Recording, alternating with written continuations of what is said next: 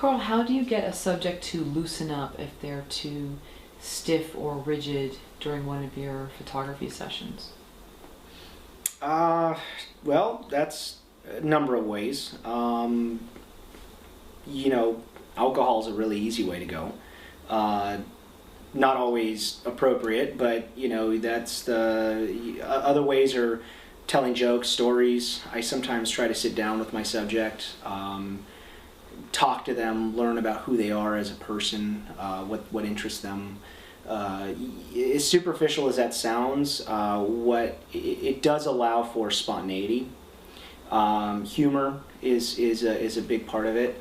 I don't find myself to be a overly funny individual, but it does come out in its own dry way.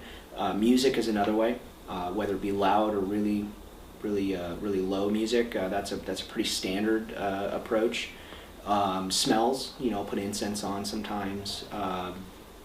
Obviously, I have little to no problems with people bringing in their own recreational devices. But yeah, usually it's a combination. You read your subject. Really, what it boils down to, regardless of what actual method you're using, communication is what I really use is the primary tool. Because in order to get an emotive portrait, you got to get them into a zone of some sort, and you can do that with music, alcohol, weed, whatever it might be, just to loosen people up. And I find that it's pretty effective. And I also find that a way to loosen a subject up is to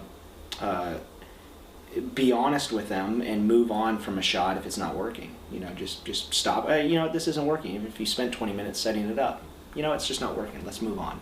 And they tend to, at least my experience has been, they tend to respect that and feel better that you're on it, watching for details, making them look as good as they can.